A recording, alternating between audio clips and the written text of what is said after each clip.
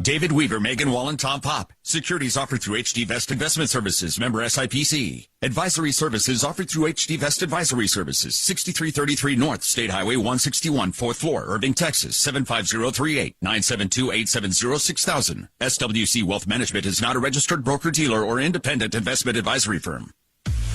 It's now time for User-Friendly Finance with Dave Weaver from SWC Wealth Management on News Radio, WHP 580. If you have a question for Dave, call 540-0580. Now with today's show, here's Dave Weaver.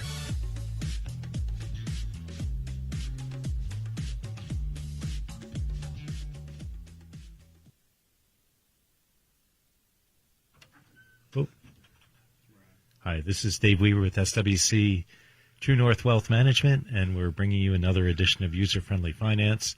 And today we're going to be finishing up our discussion about education and various alternatives for how you can finance education as we kind of navigate our way through the 8 wealth management issues that we've been talking about over the last couple of weeks.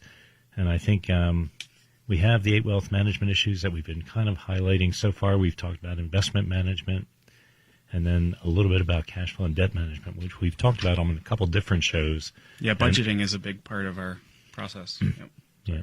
Oh, yes, and Tom Pop is joining me today as well. If that didn't sound like my voice, that was Tom. So good morning. Good morning. We talked a little bit about insurance with family risk management. And we haven't really talked about in detail about retirement planning yet. We'll be talking about that in a later show. Today we're talking about education planning. So then, Tom, the other 3 issues that we're going to cover at different times are going to be what? We're going to talk about legacy planning. So that's essentially your estate planning issues. Business planning, the types of retirement plans for small business owners. And also special situations, so that's saving for large purchases such as second home, RVs, or just planning for a wedding, something that's going to potentially have an outlay of cash that you might need to save for in the future. Fancy cars? Fancy cars. Okay, good. If that's what you're into. Yeah, everybody's got their own thing, that's for sure. Sure. And the SWC Wealth Management, SWC True North Wealth Management, as we're gradually trying to transition our name and into the concept of True North Wealth Management Planning, has 2 different offices. We're located in Palmyra and in Carlisle. In Palmyra, we're at 103 West Main, about a block off the square. And in Carlisle, we're at 35 East High, also about a block off the square. And you can reach both offices by phone at 717-706-0700. Or you can reach us via the web at swcwealth.com. And our website is getting closer and closer to being final. You should be able to see the update. Yeah, it's looking really nice now. There's an events tab out there that we can view upcoming events, which we'll talk about here in a minute. And then also our radio shows are archived. So if you want to go back and listen to prior things. If you are curious and ever curious about the 8 wealth management issues, you can go back and cover the ones that are listen to the ones what we've already covered. So we talked last week, and we're going to be, I guess this will be the last week we'll be able to talk about it, but we're also putting on a seminar that we're going to be doing this week.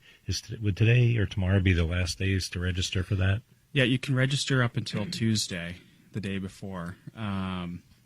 But the seminar is Wednesday, March 21st. That's this Wednesday, 6 o'clock at the Bosler Memorial Library. In Carlisle. I really like the library there. It's a really nice facility. We've done a few seminars there, and it's gone over really well. What do you think, Davis? I think the library itself is a great venue, and what we're going to be talking about that in that seminar are trying to get an idea of what you want in your transition in life from retirement or from working to retirement, and trying to help you figure out your own plan for retirement. You've been through the seminar materials. What do you think are the things that we're going to be covering? Yeah, I really like this particular workshop because what we focus on as advisors a lot of times is the financial aspect. So that's making sure that you have enough money. You're not going to run out of money in retirement. What's your strategy transitioning from work to retirement financially? This one is a little different in that we do discuss it a little bit, but the primary focus of the workshop is discussing more on conceptual, on an intellectual, emotional level, transitioning from retirement, transitioning from work to retirement. How does that look in terms of your personal life? What are you going to be doing with all that extra time? And it sounds great for a lot of people. Retiring is ideal. Not having to go to work every day and having all that free time can sound very liberating, but often people run into they might get bored, or they figure, what am I going to do next? And I don't know about you, but my ideal retirement isn't waking up at noon and then watching TV and then going back to bed. What's the purpose of that? Do you spend time with your grandkids? Yeah. If you don't have grandkids in the area, what do you work for a local volunteer for charity? What are you doing that gets you up out of bed in the morning? Yeah, travel if you like to travel. Yeah. Volunteer for charity, like you said. So this all ties in, I think, really well with the concept that we're trying to go towards the True North concept of trying to figure out what you want in life, what's important to you. Money's just one aspect of your retirement plan and your financial future.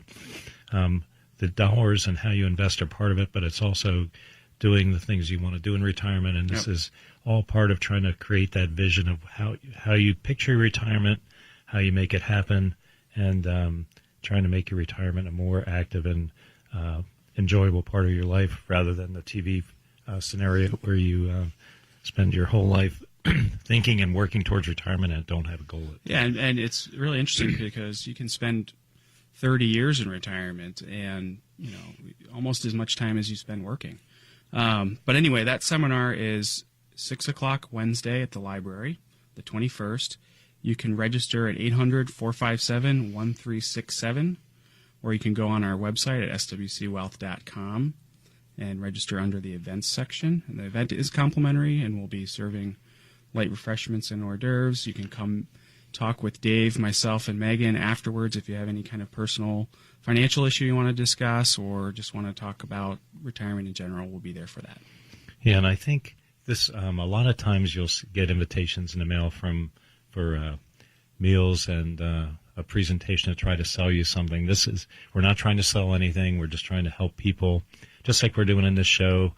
We never really push any kind of product other than the fact that you should have a financial advisor. We always say that if not us, it should be someone, but it's not pushing any kind of product, any kind of an agenda. Some of the material has been put together by an insurance company, Jackson National, but it's not selling their product. It's not selling anything that we have. It's just trying to help you figure out how you want to create your vision for retirement, how you want to live retirement, and in some ways how you want to plan for your retirement financially. So with that, I think we're at a point where we'll take a break and then we'll get into our subject for today, which is going to be education planning.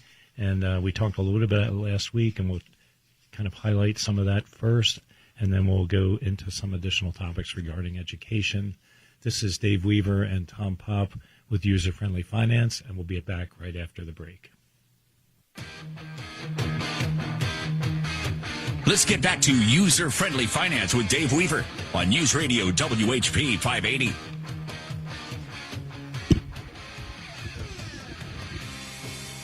Hi, this is Dave Weaver and Tom Pop back again. I almost said Tom Pock as my Tom Pop back again with User Friendly Finance from SWC Wealth Management. I guess it's the morning lips not quite working yet. Yeah. So the subject today is going to be education, how you plan for education, what are the various alternatives that you have. We started to cover it last week, and we didn't really cover all, but there's a lot of different ways to do it. I just wanted to say again, SWC Wealth Management, SWC True North Wealth Management is the sponsor of the program, and we're talking about education. And if you have any questions, if you're concerned about how you might plan for college for your own kids, one of the things we didn't really do is try to talk about how you figure out how much you're going to need, but it's a little bit tricky. But we'll talk about that also maybe as we get started after we do our 529 disclosure that we have to talk about. And but there are various ways to save. And if you have questions during the show, give us a call at 540-0580, or you can give us a call also at 800-724-5801. We have our Panera gift cards if you get on, if you have a question regarding the education planning process.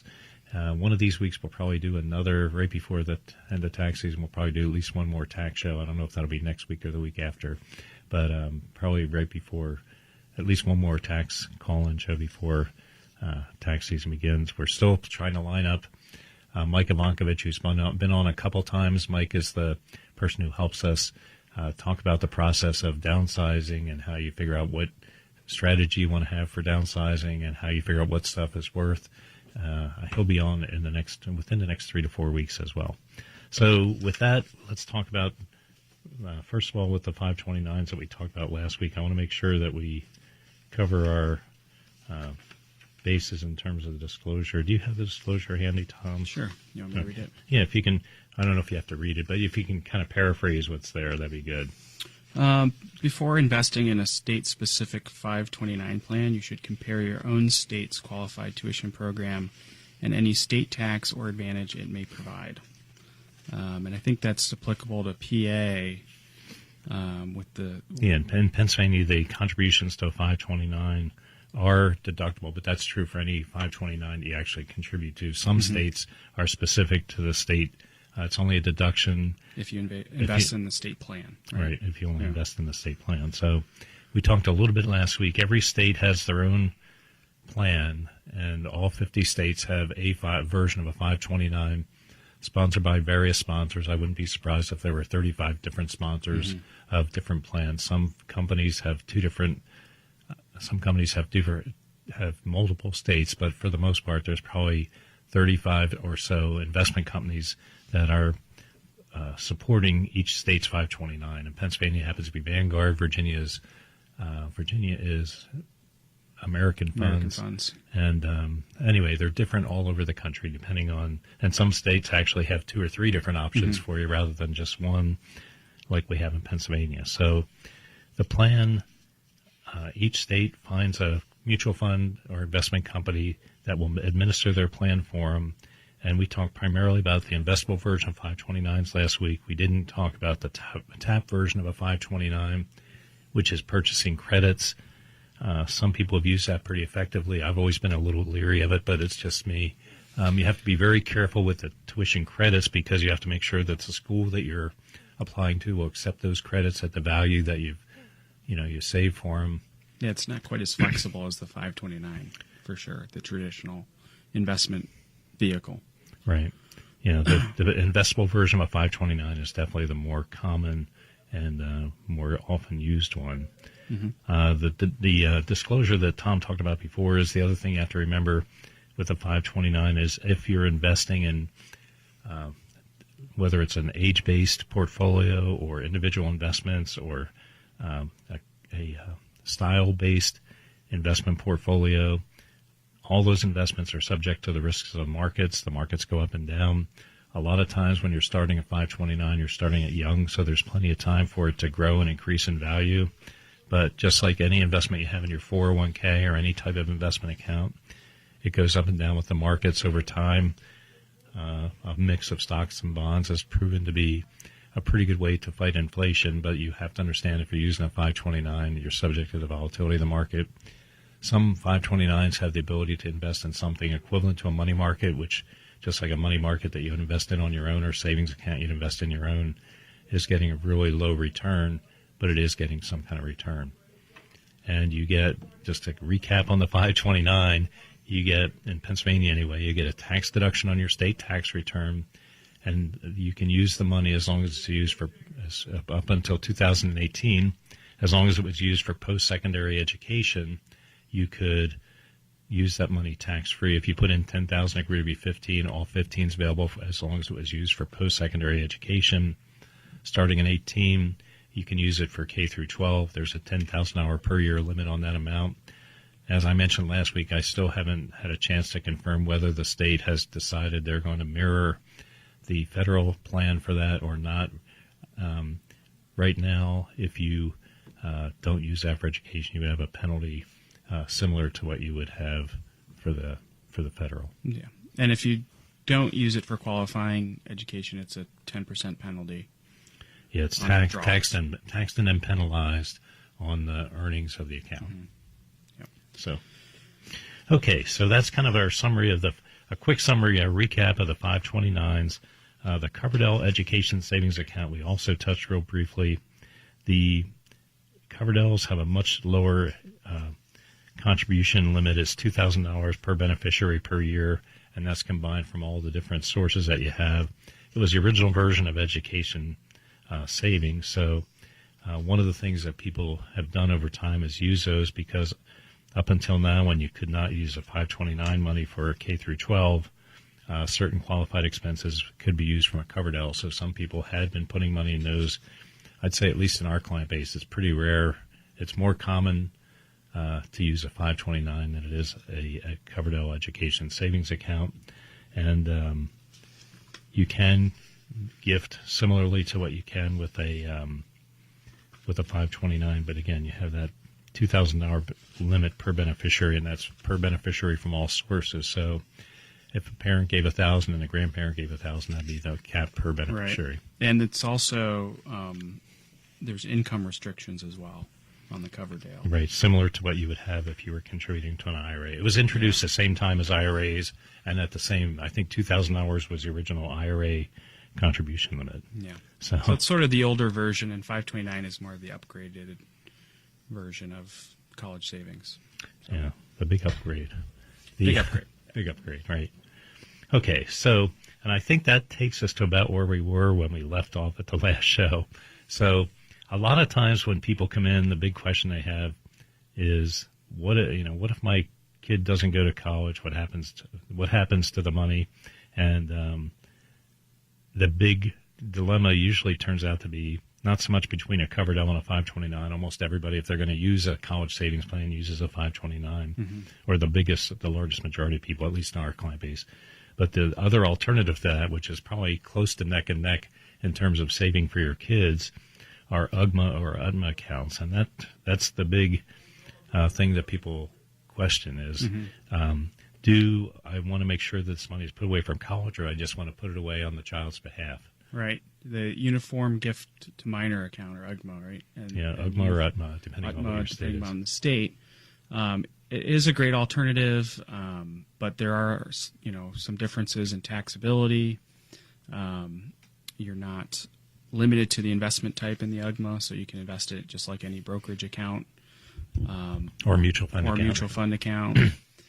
And when the beneficiary reaches usually age 18 or 21, depending upon the state, they then control the assets. So some parents are not so keen on that idea. If Right. they want it to go to education specifically, they might not feel confident that their child is then going to take that money and spend it the way they should, because they could go ahead and take it and spend it on a car. It's theirs. But at the same time, they want to make sure that they have that flexibility in the event that they might not want to go to college, and maybe they could use that for a down payment on a house or something like that down the road. Yeah, it's a big question mark. And one of the things that I think we talked a little bit last week, but I don't know if we focused on it as much as in a 529, a lot of times it'll be set up and the owner would be the parent with the child as beneficiary. If you have multiple kids, one of the benefits to doing that is if you have 3 kids and your oldest doesn't need the money, you can transfer it to a younger child or whatever. Some people just set up in the oldest child first, and then as that money's left, they have started a second one, and then we'll add the money from the first one to get to the amount that they need. But the benefit of that is the parent is the owner, the child's a beneficiary, and you, as a parent, you can change that. You're acting as a fiduciary of yourself, essentially. And it's not an asset of the child, it's an asset of the parent.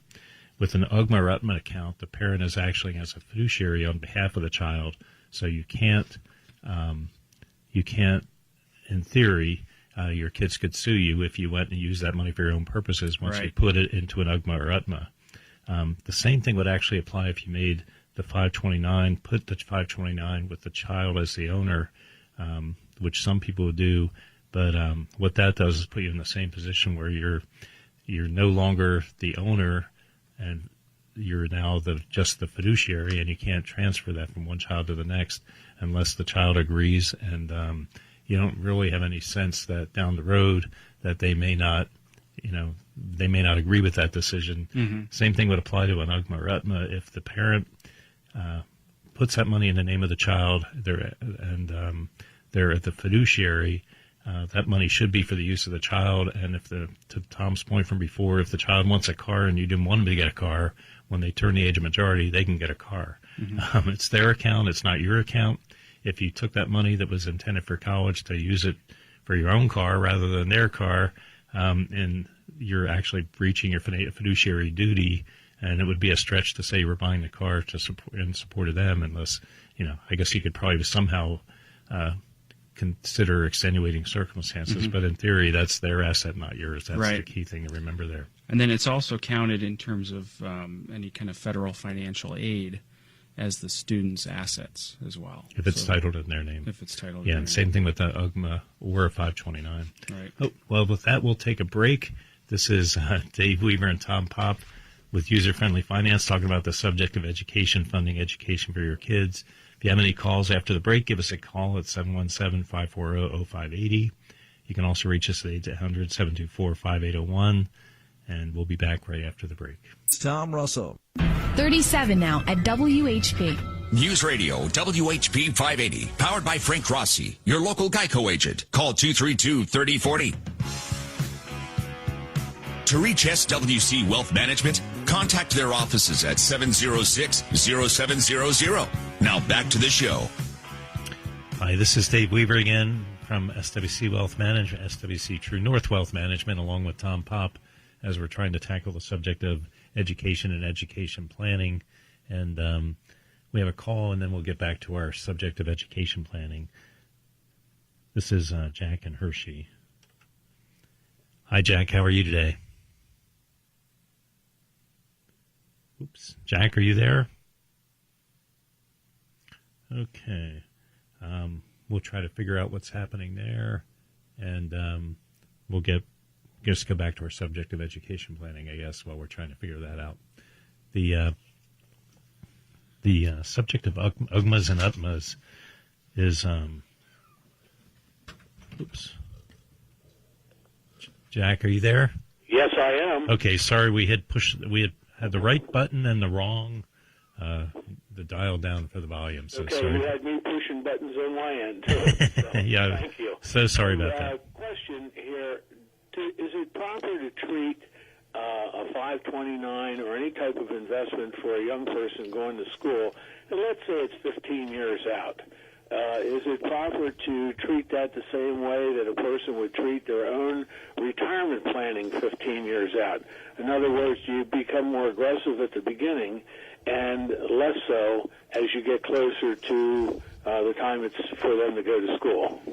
Yeah, that's a really good question, and I think the answer to that is yes. And if you look at some of the age-based portfolios, a couple of the different state plans have age-based portfolios that actually follow the child's age as they go through and get closer and closer to you needing the money. And it starts more aggressive and gradually gets more conservative as you get to the point where you're 18 or so and you need the money. But if you're doing it on your own, you want to do the same thing. You want to take the perspective, if you're starting when they're 1 or 2, that you've got a long time horizon. You should be more stocks than bonds, more equities than bonds. And you want to keep that, gradually shifting that as you go through time, though, because the closer you get, just like with retirement, a lot of times you'll think about making your assets a little more conservative, even though in theory there you have 30 more years once you even actually hit the age of retirement. But college is absolutely closed-ended because you're definitely going to need the money. It's probably more important that you gradually wind that towards a more conservative investment than a retirement asset, which could last 25 or 30 years. Sure. So Thank you very much. Sure, and we'll put you on hold, and we'll get your information and get you the gift card. Thank you. Okay, thanks a lot. Okay, and back to our subject. That was a great question. Yeah, perfect question. I mean, that's absolutely true. You should definitely follow that age glide path and probably even be more conservative, because instead of 30 years, you're probably going to use it in 4. So. Yeah, and we have some people that Right now, we have some people that are just getting a 529, just get the Pennsylvania state tax deduction. Mm-hmm. So there you want to be very conservative. If your kids are 16, going to be using the money in a year or two, Yep. you want to be very conservative. Get it in. Maybe even put it if they're already in college and you can still do a 529. You can put it in money market and take it out. The thing that you have to keep in mind with 529s specifically is that you have to match taking the money out with when the expenses are incurred. So you can't take it out in December if you're going to spend the money in January. You have to match the year. Yeah, you have to match the year you take it out with the year you incur the expense. You also can't use it for paying now education loans, which some people forget. Yeah, I think a lot of people forget that, and then it becomes an issue. Yeah, they say, okay, I got this. I have all these loans. I'll just use my 529. 529, you can't do that. Yeah, you can't do that. So back to the subject of UGMAs and UTMAs. A lot of times parents are uncomfortable with the fact of being able to give that money to the child, and then it becomes theirs. Some people handle that by just not telling the kids that they have one. Mm-hmm. That's not a good way. If they find out that the money is there, it's actually it is there on their behalf. It's not your money; it's their money. And that's another thing to keep in mind. It really isn't your money; it's their money. Once you give it to them, you're just acting as a fiduciary. And you can't change beneficiaries like a 529 either. So right, it's their money. Again, it goes back to being their money, and you're acting as their custodian. The other thing is with an UGMA or UTMA account is that money that is there and is earning money, depending on how much money you have, can ultimately become taxed at your tax rate, depending on how much investment income it is. And for some kids, that does come into play, makes your tax return filing a little bit trickier, and makes the tax that you're going to pay become more of an issue compared to a 529, which is all growing tax-free. So the fact of contributing to a 529, or I'm sorry, to an UGMA or UTMA, you're pretty much unlimited in how much you can put in. It would be subject to the gift limitations, meaning you can put in $15,000 as a gift. If you put in more than that, you would have to file a gift tax return. But that applies to any account that you set up for anybody else other than yourself. The gift is not a deduction. It's not a taxable event to the person that receives it. But if you give away more than $15,000, then you're subject to having to file a gift tax return. So we also had the subject of mutual funds as we were talking about 529s, but that's the same thing really as an UGMA or UTMA. If you're putting aside in your own account, the earnings are taxed in the year that they're realized, and they're not tax-free when you use them for education. Yeah. They're not the most tax-efficient vehicle for trying to save for education, but they're definitely more flexible because you have control of that money.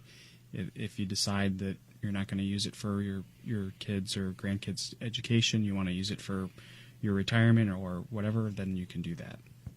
But it's just not going to be the most tax-efficient way to plan for education. Yeah, so I guess the difference between UGMA and UTMA is, well, we have the 529 and TAP programs and Coverdell, where their money is set aside specifically for education, and that's the first decision you have. Is the money intended for education, for post-secondary education, or now K through 12? Then the next question is, if you decide you don't want to be locked into that, do you want to just create an investment account either in your child's name or your name? Either way, it's taxed. The earnings are taxed. And in the UGMA or UTMA version, the child has control of the money when they reach majority. Yep. So those are really kind of the big. And do you care that the money is taxed as you're earning it? Yep. Because otherwise, any earnings are considered tax-free. Another option that people have is to put money into either a Roth IRA or a traditional IRA. Yeah, we see this a lot, and I kind of like this option too, depending upon the situation. But it also gives the individual the option to either use that money for education for their kids or themselves, or to also use that for retirement if they want to. So again, you're still limited. It's not going to be as flexible as an UGMA or mutual fund, but it's not as specifically earmarked towards college as a 529. Yeah, there are a couple caveats, and there are some caveats too. in using these accounts for college. One is with a Roth. First, you typically aren't supposed to take money from from a Roth until after you're age 59 and a half. And also, there's a 5-year limit. Right. If you don't leave the money in for at least 5 years, there's a 10% penalty. The only thing that's subject to tax, though, and penalty are the earnings, not the basis. So if you put in $5,000, it grows to be $8,000. The $5,000 basis can be withdrawn anytime. The earnings, if you don't use them for education, there are a couple of other, I think there are 10 or 12 different exclusions. Education for yourself or a beneficiary is one of those where the earnings aren't subject to a 10% penalty. But again, it's only the earnings that are taxed and penalized. And that was also true with the 529s.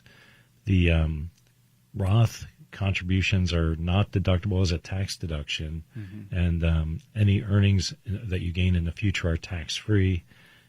And one of the exceptions to taking money before you're 59 and a half is to be able to use it for education for your kids. So that's how it falls into the realm of education planning. So I guess with that, we'll take another break. If anybody has any questions, again, give us a call. Jack's call was great, 540-0580 or 800-724-5801. This is Dave Weaver and Tom Pop with User Friendly Finance and SWC True North Wealth Management. Welcome back to User Friendly Finance with Dave Weaver on News Radio WHP 580. This is Dave Weaver and Tom Pop going into our last segment here on education planning. We're also going to talk one more time about the seminar, as this is your last chance to try to sign up for that.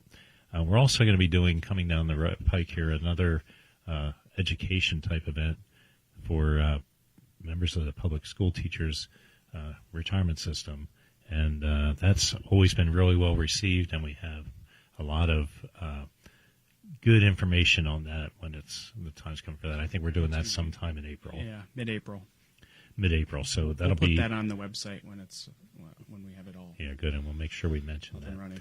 Okay, so just to wrap up a little bit on the subject of education, we've covered 529s using an UGMA, Coverdell savings accounts, mutual funds, or an account in your own name, using a Roth IRA or traditional education is one of the exceptions to the 10% penalty.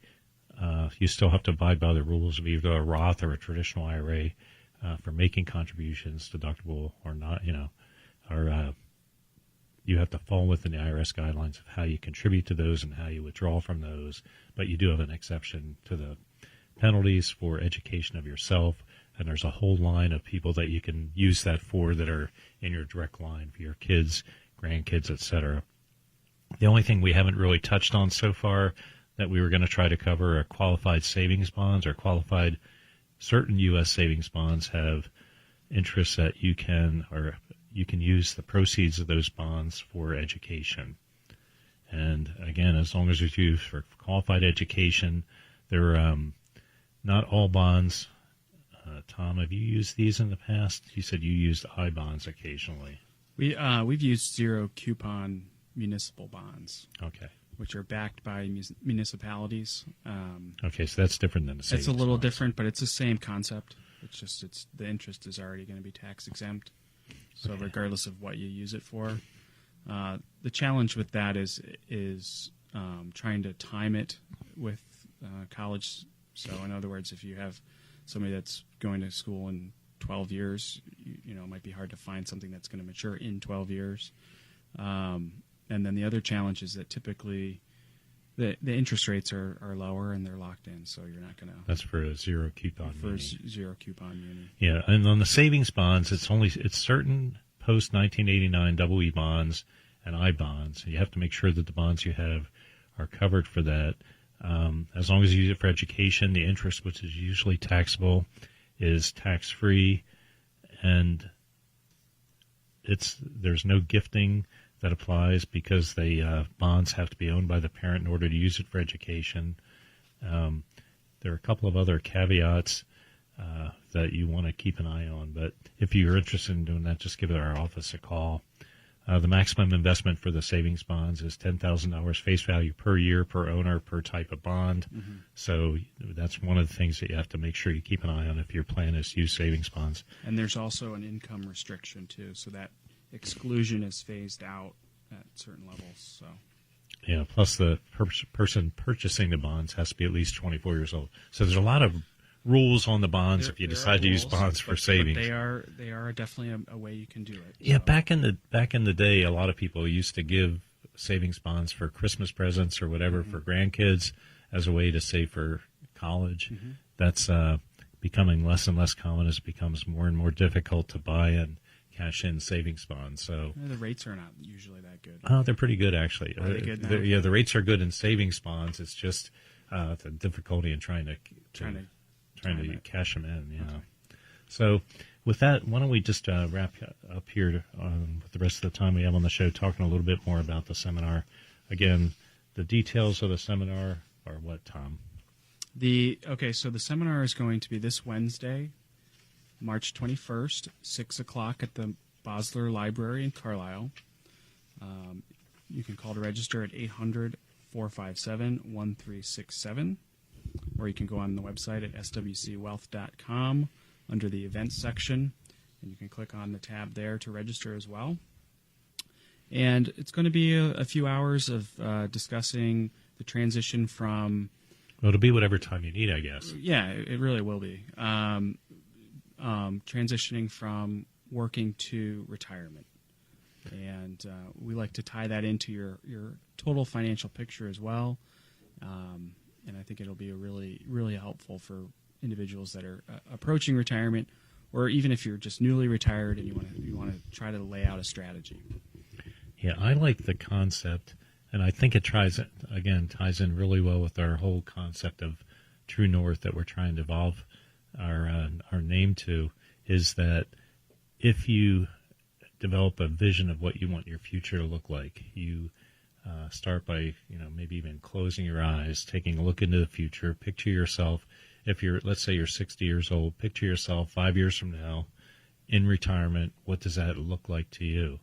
Or maybe even if you're 50 or 55, just close your eyes, take a minute or two, and just try to envision what retirement means to you. Maybe you are sitting on your back porch in front of your new pool, or maybe you're sitting on your back porch without a new pool, but just enjoying nature, or maybe you're taking hunting trips or fishing trips or golfing or going to spring training for the Phillies. What is it that is the thing, or what makes up the list of things you want to do in retirement? It's not necessarily putting together your bucket list for what you want to do between now and the end of your life, but how do you actually picture your retirement?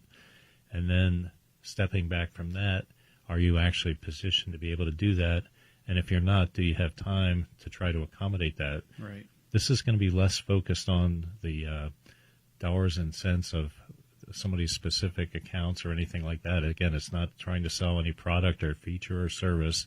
It's just trying to help you envision what your retirement is and how do you create a purpose-filled and fun-filled retirement. And that purpose is important because a lot of times, clients are, they identify with what they do at work, and that's who they are, not necessarily who you are totally as a person, but it's definitely, you're spending a lot of time at work. You're very familiar with your colleagues. These are the people you're interacting with every day, and then all of a sudden that goes away.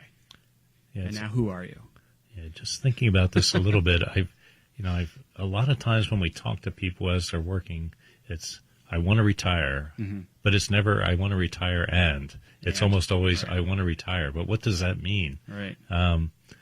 I think that everybody's got their own view. Nobody else can define it for you.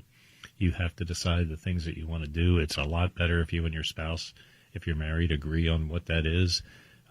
If you don't have a common view or goal of what you want that retirement to look like, neither of you are going to be happy because it's always true. If one of the people in a marriage isn't happy, neither of you are really happy. Yeah, so it's always good to be on the same page. For sure. Yeah, it's very good to be on the same plan page. Out, decide what you want to do. And I think the seminar will help you try to help create that for you and your spouse. And if not, at least you provide enough discussion that you can go home and figure it out. But again, I think it's not as geared towards specifically towards the financial aspect of retirement. It's more creating the vision. Yeah, and we'll discuss afterwards. If you have a specific question, we'll be sticking around to talk to people about that too. So, right, yeah, retirement's a long time. You want to make sure you get the one that you want to have the retirement that you have envisioned for yourself and that you've created for yourself, not one that somebody else has defined for you. Whatever you see on TV is not necessarily going to be yours. It's you have to different define for it for everyone. yourself. It is definitely different for everyone, and I think it'll be a combination. It'll be mainly a lot of open dialogue, a couple of videos to help you try to plan. Yeah, we've got some experts on the subject that will be talking through the presentation. So it'll be nice. Well, that's good. Again, seating is limited, but we're about out of time, so we do have a couple more seats. I don't think we're going to run out of spots. But give us a call if you want to join, because Tuesday is the last day to try to register. The call-in number is 800-457-1367. Again, 800-457-1367. Or you can go to our website at swcwealth.com, go to the events tab, our new events tab, and click on the seminar, and there's a registration at the bottom. So with that, we've covered the subject of education. We'll be moving on to another one of the 8 wealth management issues in the next show. This is Dave Weaver and Tom Pop from SWC True North Wealth Management and User Friendly Finance. We'll talk to you again next week.